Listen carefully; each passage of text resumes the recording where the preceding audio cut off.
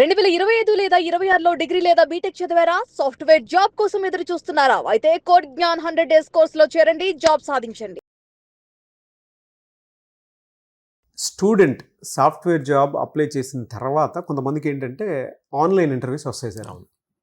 First 30 సెకండ్‌లోనే HR ఏమని decide అవుతారు. అంటే వాళ్ళు పనికొస్తారు రారనేది దాన్ని బట్టే జడ్జ్ అవుతారని చెప్పేసి చెప్తుంటారు. ఎందుకంటే మీరు హెచ్ఆర్స్ తోటి రెగ్యులర్‌గా టచ్‌లో ఉంటారు. మీ దగ్గర 800 కంపెనీస్ ఉన్నాయి. ఆ రిక్రూట్మెంట్ ప్రాసెస్ అంతా మీ దగ్గర ఉంది కాబట్టి అడుగుతున్నాను. ఎందుకంటే స్టూడెంట్స్ కొంతమంది స్కిల్ ఉన్నా ఫెయిల్ అవుతున్నటువంటి పరిస్థితిలో ఉన్నారు. ఎట్లా జడ్జ్ చేస్తారు? ఒక 30 సెకండ్‌లోనే వాళ్ళు ఫెయిల్యూర్ అనే దాని కింద ఎలా జడ్జ్ చేస్తారు? So most of the interviews ఇప్పుడు ప్రెజెంట్ ఆన్లైన్లోనే జరుగుతున్నాయండి. చాలా తక్కువ కంపెనీస్ లాస్ట్ రౌండ్స్ ఆఫ్లైన్కి పిలుస్తున్నారు అన్నమాట. మ్యాక్సిమం ఫస్ట్ రౌండ్ నుంచి ఫైనల్ రౌండ్ వరకు అన్నీ ఆన్లైనే జరుగుతున్నాయి. సో ఈ ఆన్లైన్లో జరిగేటప్పుడు ఎస్పెషల్లీ మిగతా అన్ని టెక్నికల్ రౌండ్స్ ఇవన్నీ పక్కన పెడితే హెచ్ఆర్ రౌండ్లో చాలా క్లియర్గా అబ్జర్వ్ చేసేది ఏంటి అంటే కెమెరా ముందు ప్రెజెన్స్ ఎలా ఉంది అన్నది బాగా చూస్తారండి. సో ఫేస్ ఎలా ఉంది, స్మైలీగా ఉందా లేకపోతే ఫియర్తో ఉందా, టెన్షన్ ఎక్కువ పడుతున్నారా అన్న పాయింట్ ఒకటి చెక్ చేస్తారు. తర్వాత లైటింగ్. సో ఇవన్నీ జనరల్గా ఏమంటారంటే నేను ఎక్కువ స్టూడెంట్స్తో ఇంటరాక్ట్ అవుతూ ఉంటాను కాబట్టి స్టూడెంట్స్ ఎలా మాట్లాడతారంటే, సార్ మా దగ్గర స్కిల్ ఉంది కదా సార్, స్కిల్ చూసి ఇచ్చేయచ్చు కదా, ఇవన్నీ ఎందుకు అంటారు. ఇవన్నీ ఎందుకు అంటే వాళ్ళు ఒక టీంతో వర్క్ చేయాలి, రేపు ఆన్లైన్లో ఉండే క్లయింట్స్తో కాల్స్తో మాట్లాడాలి. క్లయింట్ అనేవాడే కదా మనీ ఇచ్చేది కంపెనీకి. సో అట్లాంటి క్లయింట్తో ప్రాపర్ డ్రెస్అప్ లేకుండా, ప్రాపర్ ఇంటర్నెట్ కనెక్టివిటీ కానీ లేకపోతే ప్రాపర్ ఫేస్ లైటింగ్తో లేకుండా డార్క్ రూమ్లో కూర్చొని అది మాట్లాడితే క్లయింట్కి ఒక బ్యాడ్ ఇంప్రెషన్ పడుతుంది. సో అందుకని ఇవన్నీ స్టార్టింగ్లోనే ఇంటర్వ్యూలోనే చెక్ చేస్తారు. So first thing camera lighting ఉండాలండి, డార్క్ దాంట్లో కూర్చోకూడదు. సెకండ్ థింగ్ మీ ఫేస్లో ఎంత కాన్ఫిడెన్స్ ఉంది అన్నది చూస్తారు. థర్డ్, మీరు న్యాచురల్గా మాట్లాడుతున్నారా. ఆన్లైన్ ఇంటర్వ్యూస్ కాబట్టి ఏదైనా చేయొచ్చు, ఇంకో స్క్రీన్ పెట్టేసి అక్కడ ఉన్న వాటిని చదవటం ఇట్లా చేస్తూ ఉంటారు. ఆబ్వియస్లీ హెచ్ఆర్స్ అన్నప్పుడు వాళ్ళు చాలా మందిని ఇంటర్వ్యూ చేసి ఉంటారు, ఈజీగా ఫైండ్ అవుట్ చేస్తారు వీళ్ళు న్యాచురల్గా చెప్తున్నారా లేకపోతే మన ఐబాల్స్ మూవ్ అవుతూ ఉంటాయండి, వాటిని ఎక్కువ అబ్జర్వ్ చేస్తారు. పక్క స్క్రీన్ చూస్తున్నారా, నన్నే డైరెక్ట్ ఫేస్ చేస్తున్నారా అన్న పాయింట్లో అది చాలా ఇంపార్టెంట్.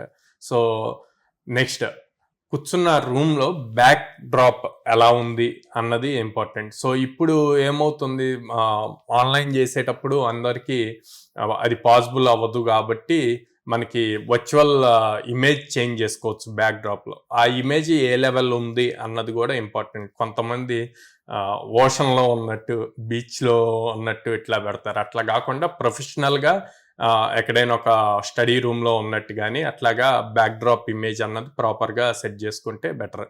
సో ఈ థింగ్స్ చూసేటప్పుడు ఆఫ్లైన్ దాంట్లో ఎక్కువగా ఏం చూస్తారు అంటే అడిగిన క్వశ్చన్కి కాన్ఫిడెన్స్ లెవెల్స్ ఎలా ఉంది అని చూస్తారు. ఆన్లైన్కి వచ్చేసరికి కాన్ఫిడెన్స్ లెవెల్ ఇదంతా కూడా ఫస్ట్ 30 సెకండ్స్లోనే అయిపోద్ది.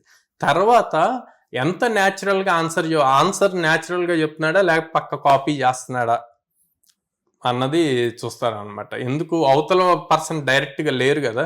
సో అప్పుడు మేజర్గా అబ్జర్వ్ చేసేది ఐబాల్స్ అండి.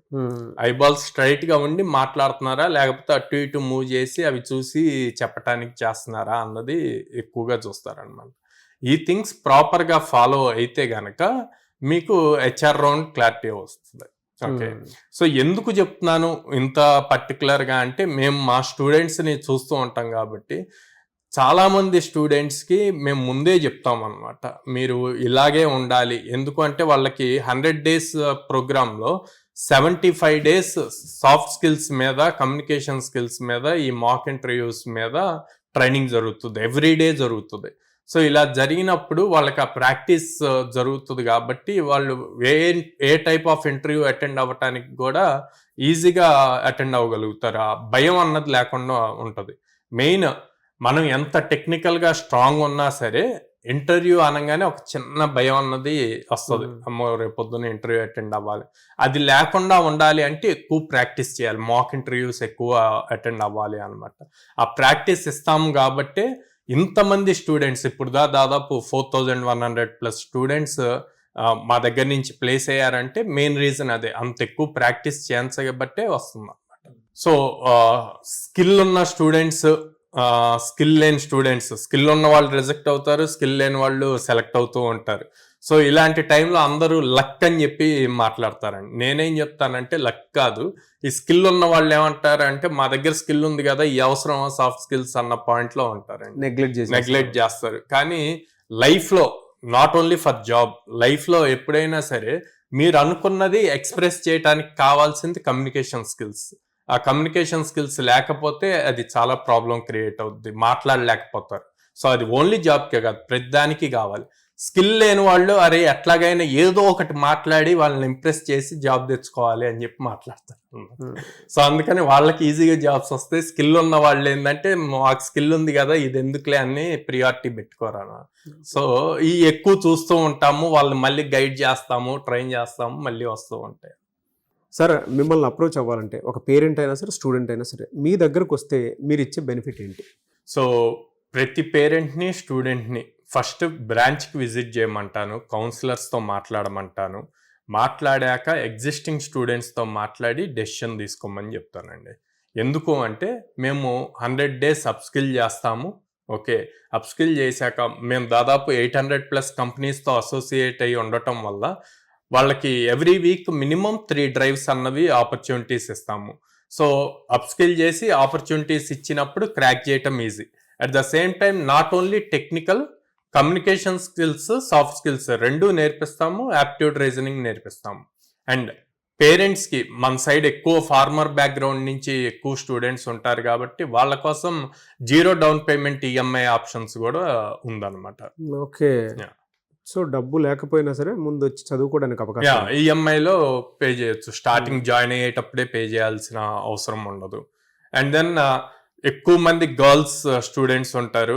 సో పేరెంట్స్ ఎక్కువ సెక్యూరిటీ రీజన్స్ ఇవన్నీ ఆలోచిస్తారు. అందుకని విజయవాడ క్యాంపస్లో with in the campus girls hostel కూడా ఉంది. సో మన బ్రాంచెస్ వచ్చేసి విజయవాడ మొగల్రాజపురంలో ఉందండి, హైదరాబాద్ JNT మెట్రో స్టేషన్ దగ్గర ఉంది, అండ్ వైజాగ్ ద్వారకా నగర్ ఫస్ట్ లైన్లో ఉంది. ఓకే.